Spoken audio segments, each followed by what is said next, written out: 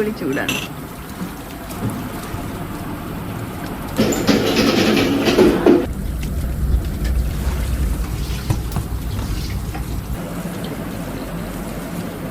Hello, അസ്സലാമു അലൈക്കും. Welcome back to Safa food land. എന്തൊക്കെ എല്ലാവർക്കും സുഖം തന്നെ? അൽഹംദുലില്ലാ, നമ്മളിവിടെ സുഖമായിട്ട് തന്നെ ഇരിക്കുന്നത്. അപ്പോൾ ഇന്നത്തെ വീഡിയോ ഒരു വ്ളോഗാണ്, ഈവനിങ് വ്ളോഗാണ് കേട്ടോ. അപ്പോൾ ഇതിൽ ഞാൻ നല്ലൊരു ഡിന്നർ കോംബോ റെസിപ്പി ഉൾപ്പെടുത്തിയിട്ടുണ്ട്. ഈസി ആയിട്ട് ഉണ്ടാക്കാൻ പറ്റുന്നതാണ്. പിന്നെ കുറച്ച് ക്ലീനിങ്ങും കുറച്ച് കാര്യങ്ങളൊക്കെ ഇൻക്ലൂഡ് ആക്കിയിട്ടുണ്ട് കേട്ടോ. അപ്പം വീഡിയോ സ്കിപ്പ് ചെയ്യാതെ കാണാം. നിങ്ങൾക്ക് ഇഷ്ടമാകുന്നുണ്ടെങ്കിൽ സബ്സ്ക്രൈബ് ചെയ്തിട്ട് ഒന്ന് സപ്പോർട്ടാക്കുക. അപ്പോൾ എന്തായാലും വീഡിയോ കണ്ട് നോക്കാം.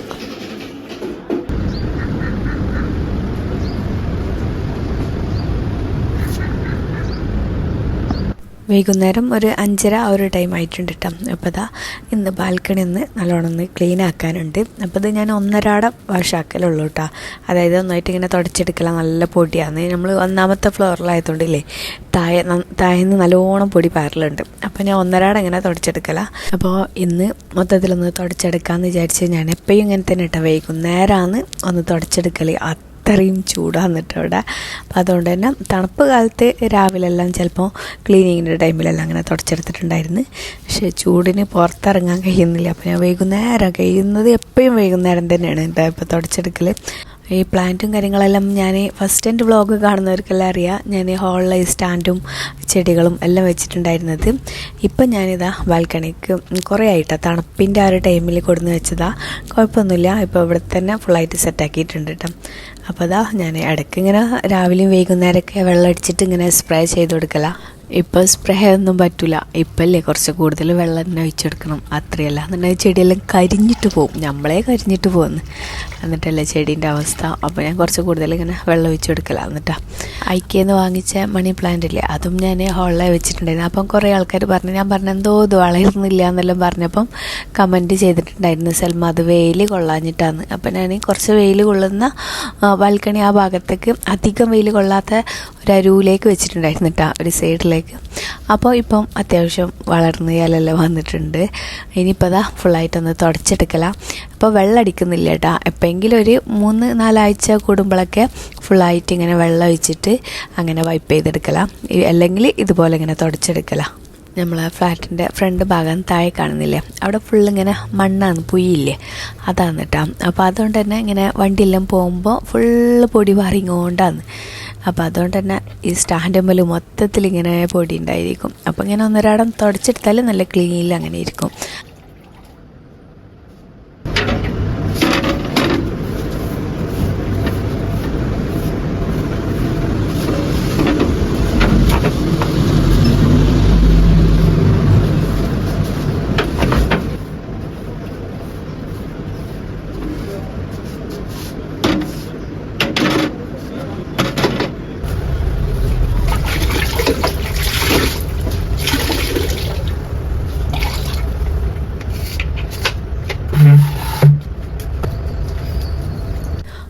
ബാൽക്കണി കഴുകുന്ന തുണി, അതുപോലെ തന്നെ മോപ്പ്, ഒരു ചെറിയ ചൂലെല്ലാം ഉണ്ട്. അതെല്ലാം ഞാൻ അവിടെ തന്നെ വെക്കലാന്ന് കേട്ടോ.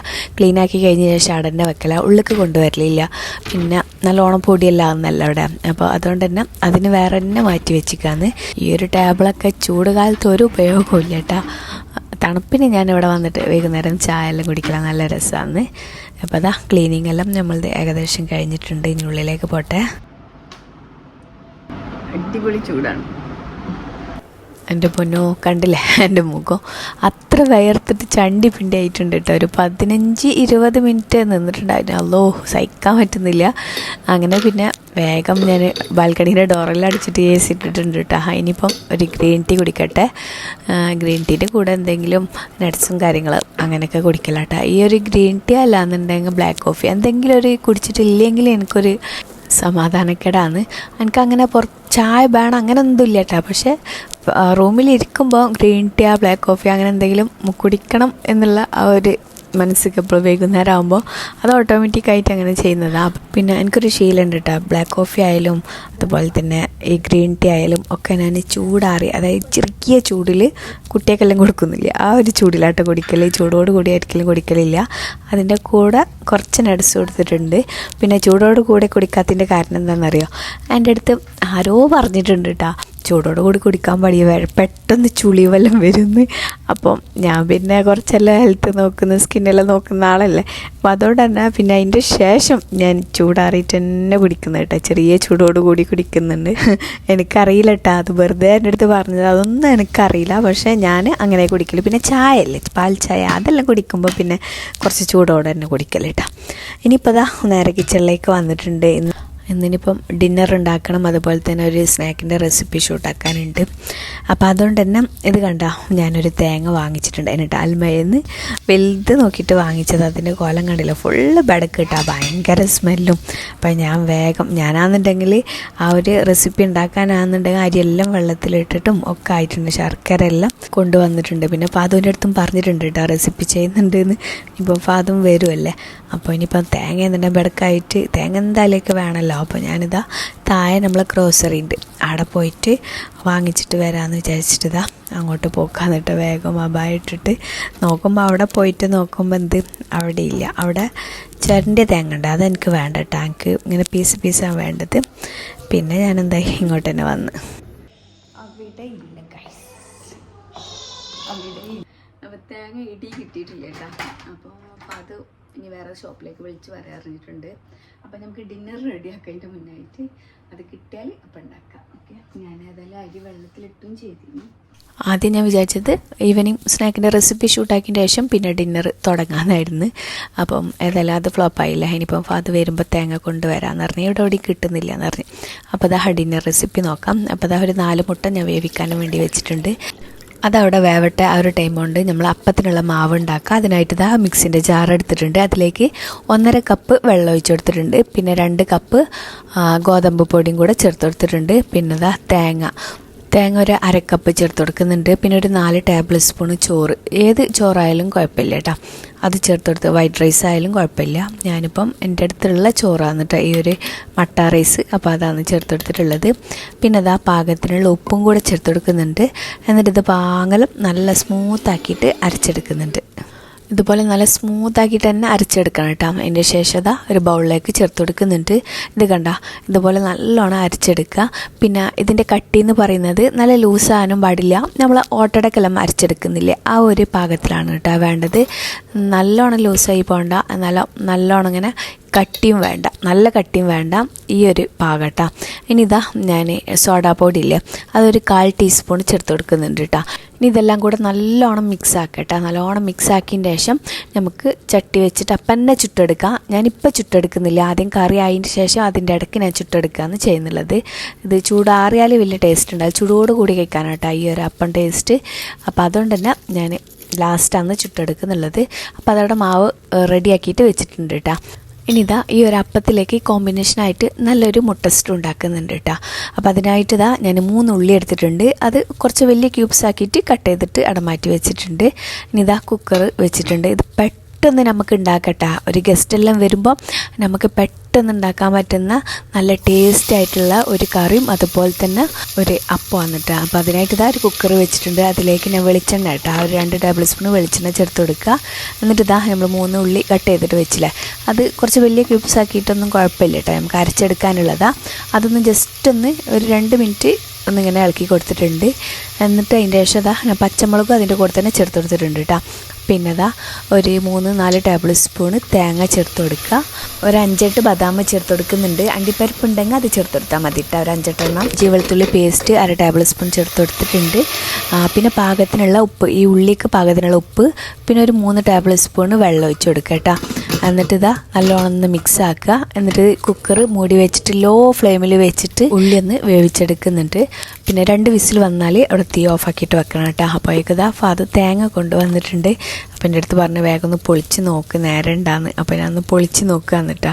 അപ്പോൾ ഇത് കുഴപ്പമില്ല, 2 തേങ്ങ കൊണ്ടുവന്ന് 2ഉം പൊളിച്ച് നോക്കി, കുഴപ്പമൊന്നുമില്ല കേട്ടോ. ഉള്ളി വേവാനും വേണ്ടിയിട്ട് വെച്ചിട്ടുണ്ടല്ലേ, അപ്പോൾ ചെറിയ തീയിലല്ലേ വെച്ചിട്ടുള്ളത്. അപ്പോൾ അതുകൊണ്ട് തന്നെ കുറച്ച് ടൈം പിടിക്കും.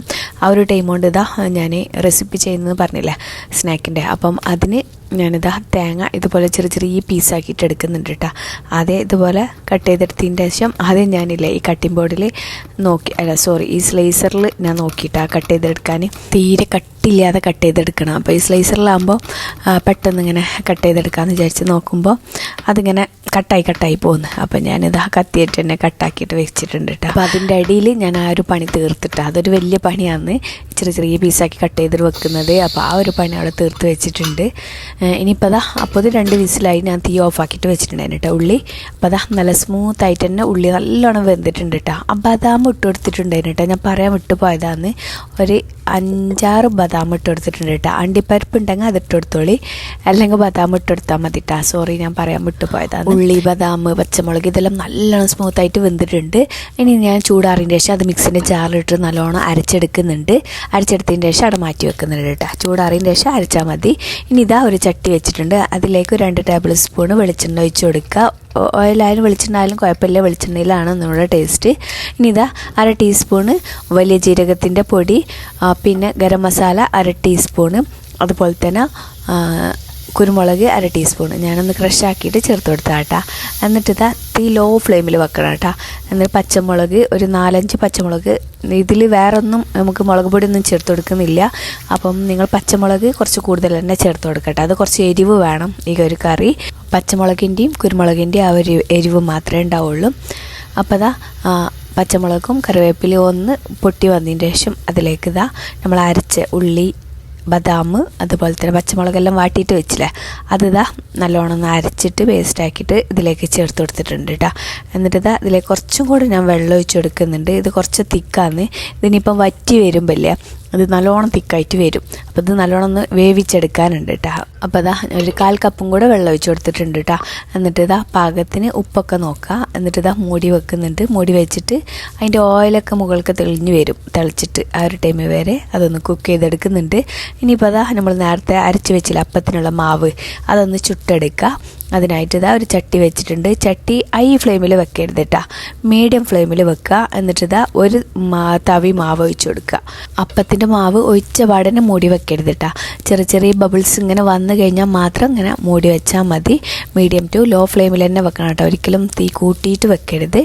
കുറച്ചിട്ടും കൂട്ടിയിട്ടും മീഡിയം ടു ലോ ഫ്ലെയിമിൽ അങ്ങനെ വെച്ചെടുത്താൽ മതി. അപ്പോൾ കറി നല്ലോണം ഒന്ന് തിളച്ചിട്ടുണ്ട്. അപ്പോൾ ഉപ്പൊക്കെ ഒന്ന് പാകത്തിന് ഞാൻ നോക്കുന്നുണ്ട് കേട്ടോ. അപ്പോൾ ഉപ്പ് കുറച്ച് കുറവാണ്. അപ്പോൾ ഉപ്പ് കുറച്ചും കൂടി ചേർത്ത് കൊടുത്തിട്ട് ഒന്നും കൂടി നല്ലോണം ഒന്ന് മിക്സ് ആക്കുന്നുണ്ട്. അപ്പോൾ ഉള്ളിൻ്റെ ആ ഒരു കുത്തലും ഒന്നുമില്ല കേട്ടോ, എല്ലാം കറക്റ്റായിട്ടുണ്ട്. ഇനി നമ്മളെ മുട്ട വേവിച്ചതില്ലേ, അത് ഇതുപോലെ ഒന്ന് വരച്ചു കൊടുക്കട്ടെ. ഉള്ളിലേക്ക് മസാല കൂടാൻ വേണ്ടിയിട്ടാണ്. ഒരു 4 മുട്ട കേട്ടോ ഞാൻ വേവിച്ചെടുത്തിട്ടുള്ളത്. അത് ഇതിലേക്ക് ചേർത്ത് കൊടുക്കുന്നുണ്ട്. 2 മുട്ടയാണ് ചേർത്ത് കൊടുത്തിട്ടുള്ളത്. അപ്പോഴേക്കും ഞാൻ അപ്പത്തിൻ്റെ മൂടി ഒന്ന് തുറന്നിട്ട് ഒന്ന് റെഡി ആയിനാ നോക്കിയതാണ് കേട്ടോ. അപ്പോൾ ഒന്നും കൂടെ അടി വേവാനുണ്ട്. അപ്പോൾ ഞാനൊന്നും കൂടെ അവിടെ വെച്ചിട്ടുണ്ട് കേട്ടോ. അപ്പോൾ ബാക്കിയുള്ള മുട്ടയും കൂടെ ചേർത്ത് കൊടുക്കുന്നുണ്ട്. അപ്പോൾ മസാല ഇല്ലേ നല്ലോണം വെന്തതിൻ്റെ ശേഷം നമ്മൾ ഓയിൽ ഇങ്ങനെ മുകളിലേക്ക് ഇങ്ങനെ തെളിഞ്ഞ് വരും. ആ ഒരു ടൈമിൽ മാത്രം മുട്ട ചേർത്ത് കൊടുത്താൽ മതി കേട്ടോ. പിന്നെ നല്ല ഫ്രഷ് ആയിട്ടുള്ള പച്ചമുളക് ഇതുപോലെ കട്ട് ചെയ്ത് ചേർത്ത് കൊടുക്കുക. നല്ലൊരു സ്മെല്ലാട്ടോ ഈ ഒരു ടൈമിൽ പച്ചമുളക് ചേർത്ത് കൊടുക്കുമ്പോൾ. എന്നിട്ട് മല്ലിയിലും ചേർത്ത് കൊടുക്കുക. അപ്പോൾ അതിൻ്റെ മുന്നായിട്ട് നമ്മൾ അപ്പം റെഡി ആയിട്ടുണ്ട്. ഇത് കണ്ട നല്ല ഒട്ട വന്നിട്ട് ഓട്ടട പോലെ നല്ല അടിപൊളി നല്ല സ്പോഞ്ച് പോലത്തെ അപ്പാന്ന് കേട്ടോ. അപ്പോൾ എന്തായാലും ഇത് ചൂടോട് കൂടി കേൾക്കണം കേട്ടോ. അപ്പോൾ അതുകൊണ്ടാണ് ഞാൻ ലാസ്റ്റ് ചൂടാൻ വെച്ചത്. കറിയെല്ലാം അതിൻ്റെ ശേഷം ചുട്ടെടുത്താൽ മതി കേട്ടോ. അപ്പോൾ 2ാമത്തെ അപ്പം ചുട്ടെടുക്കുന്നുണ്ട്. അപ്പത്തിൻ്റെ മാവ് ഒഴിച്ചു കൊടുത്തതിന് ശേഷം ഇതുപോലെ ഓൾസ് വന്നതിന് ശേഷം മാത്രം ഇതിങ്ങനെ മൂടിയിട്ട് വെച്ചാൽ മതി കേട്ടോ.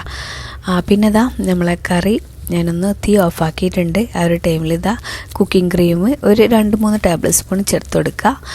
പിന്നെ മല്ലിയില നല്ലോണം പൊടിയായി അരിഞ്ഞത് അതും ചേർത്ത് കൊടുക്കുന്നുണ്ട് കേട്ടോ. പിന്നെ കുറച്ച് കുരുമുളകും കൂടെ മുകളിൽ ഇങ്ങനെ വിതറി കൊടുക്കുന്നുണ്ട്. അപ്പം ഞാൻ പറഞ്ഞല്ലേ ഈ ഒരു കറി കുറച്ച് എരിവ് വേണം കേട്ടോ, എന്നാലേ ടേസ്റ്റ് ഉണ്ടാവുള്ളൂ. കറിയുടെ റെഡി ആയിട്ടുണ്ട്. അപ്പോൾ തീ ഓഫാക്കിയിട്ട് അതവിടെ വെച്ചിട്ടുണ്ട് കേട്ടോ. ഇനി അപ്പങ്ങളെല്ലാം ചുട്ടെടുക്കലാണ്. ഇത് കണ്ട നല്ല അടിപൊളി നല്ല സോഫ്റ്റ് ആയിട്ടുള്ള അപ്പമാണ് കേട്ടോ. അപ്പോൾ എന്തായാലും നിങ്ങൾ ട്രൈ ചെയ്ത് നോക്കാൻ മറക്കരുത്. ഇത് നമുക്കൊരു ഗസ്റ്റ് വന്നാൽ നമുക്ക് പെട്ടെന്ന് എന്തുണ്ടാക്കണം എന്ന് വിചാരിക്കില്ല. അപ്പോൾ ആ ഒരു ടൈമിലെല്ലാം നല്ല ഈസി ആയിട്ട് ഉണ്ടാക്കാൻ പറ്റുന്ന ഒരു കോംബോ റെസിപ്പിയാണ്.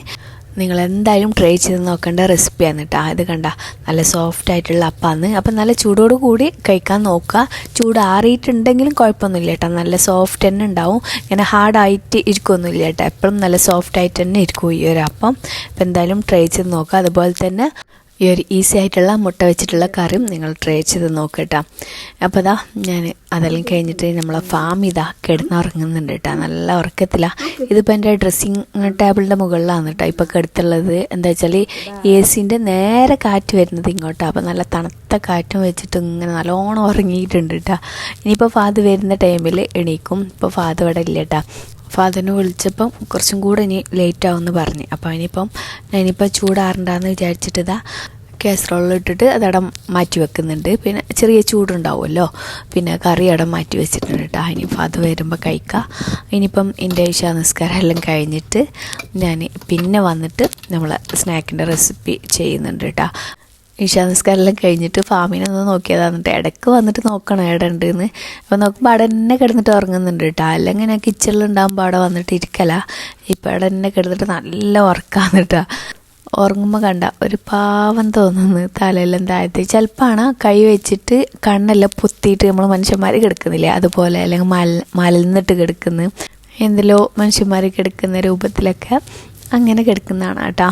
പിന്നെ അത് നീച്ച് ഫുഡെല്ലാം കൊടുത്ത് പിന്നെ ഞാൻ കലത്തപ്പം ചെയ്തിട്ടുണ്ട് കേട്ടോ അതിൻ്റെ ഇടയിൽ. അപ്പോൾ ഇതിൻ്റെ റെസിപ്പി ഇതിൽ ഉൾപ്പെടുത്തുന്നില്ല. അതിൻ്റെ റെസിപ്പി ഞാൻ ഒറ്റയ്ക്ക് അടുത്ത വീഡിയോ റെസിപ്പി വീഡിയോ ആയിട്ട് തന്നെ അപ്ലോഡ് ആക്കാം കേട്ടോ. അടിപൊളി കുഞ്ഞി കലത്തപ്പാന്ന്, പെട്ടെന്ന് ഈസി ആയിട്ട് ഉണ്ടാക്കാൻ പറ്റുന്ന നല്ല ആരെടുത്ത കുഞ്ഞി കലത്തപ്പാന്ന് കേട്ടോ. അപ്പോൾ എന്തായാലും ഈ പെരുന്നാൾക്കൊക്കെ നിങ്ങൾ മധുരമൊക്കെ കലത്തപ്പം, കുയ്യപ്പം, നെയ്യപ്പെല്ലാം ഉണ്ടാക്കുന്ന പോരെല്ലാം ഇല്ലേ, അപ്പം അവർക്കെല്ലാം ഉണ്ടാക്കാൻ പറ്റുന്ന നല്ല റെസിപ്പിയാണ്. അപ്പോൾ ഞാൻ അടുത്ത് തന്നെ ഈ വീഡിയോൻ്റെ നെക്സ്റ്റ് വീഡിയോ അതായിരിക്കും കേട്ടോ, നമ്മളെ കുഞ്ഞു കലത്തപ്പത്തിൻ്റെ റെസിപ്പി വീഡിയോ ആയിരിക്കും. അപ്പോൾ ഞാനിപ്പോൾ ഈ നേരത്തെ എന്തിനുണ്ടാക്കിയെന്നല്ലേ, ഇത് നമ്മൾ റെസിപ്പിയും വേണം. പിന്നെ ഞാനിവിടെ കുറച്ച് ആൾക്കാർക്ക് കൊണ്ടുപോയി കൊടുക്കാനുണ്ട്. അപ്പോൾ അവർക്കൊക്കെ കൊണ്ടുപോയി കൊടുക്കട്ടെ. ഇത് നമ്മളെ ഫ്ലാറ്റിൻ്റെ അപ്പുറത്ത് തന്നെ ഉണ്ട് ഫാദറിൻ്റെ ഫ്രണ്ട്. അപ്പോൾ 2 ഫാമിലി ഉണ്ട്, അപ്പോൾ അവർക്ക് കൊടുക്കണം. അതുപോലെ തന്നെ പിന്നെ ഫാദറിൻ്റെ ഫ്രണ്ട്സ് എല്ലാം ഉണ്ട് റെസ്റ്റോറൻറ്റിലെല്ലാം, അപ്പം അവർക്ക് കൊണ്ടുപോയി കൊടുക്കണം. അപ്പം അവിടെയൊക്കെ കൊണ്ടുപോയി കൊടുക്കാനൊക്കെ ഉണ്ട് കേട്ടോ. അപ്പോൾ അതിന് വേണ്ടിയിട്ട് ഉണ്ടാക്കിയതാണ്. പിന്നെ ഫാദർ വന്നപ്പം നല്ലോണം ലേറ്റായിന് കേട്ടോ. ആ ഒരു ടൈമിൽ ഞാൻ പിന്നെ അപ്പെല്ലാം ചുട്ടിട്ട് അവിടെ വെച്ചിട്ടുണ്ട്, വീഡിയോസ് എല്ലാം എടുത്ത് കഴിഞ്ഞ്. പിന്നെ നമ്മളെ കറി ജസ്റ്റ് ഒന്ന് ചൂടാക്കിയിട്ടുണ്ട് കേട്ടോ. ഇത് ഉണ്ടാക്കിയ പാട് ചൂടോടുകൂടി കഴിക്കാമെന്ന് നല്ലത്, മാത്രം ഫാദർ വരാൻ ലേറ്റായല്ലേ. അപ്പോൾ അതുകൊണ്ട് തന്നെ ഞാനിതാ കുറച്ചും കൂടെ കൂടുതൽ മല്ലിയില ഇട്ടിട്ടുണ്ട് കേട്ടോ. അപ്പോൾ എരിവ് ഇടുന്നതിനനുസരിച്ചിട്ട് ഈ ഒരു കറി ടേസ്റ്റ് ഉണ്ടാവും. കുരുമുളക് പൊടിയെല്ലാം കുറച്ച് കൂടുതൽ തന്നെ ഇടും കേട്ടോ. ഇനിയിപ്പോൾ നമ്മൾ ഫുഡ് കഴിക്കട്ടെ. ഒരുപാട് ഡിന്നർ കോംബോ റെസിപ്പി ചെയ്തിട്ടുണ്ട് കേട്ടോ. പിന്നെ Kasaragod special dinner combo recipe എല്ലാം ചെയ്തിട്ടുണ്ട്, മുന്നേ വ്ളോഗിലെല്ലാം ഉണ്ട്.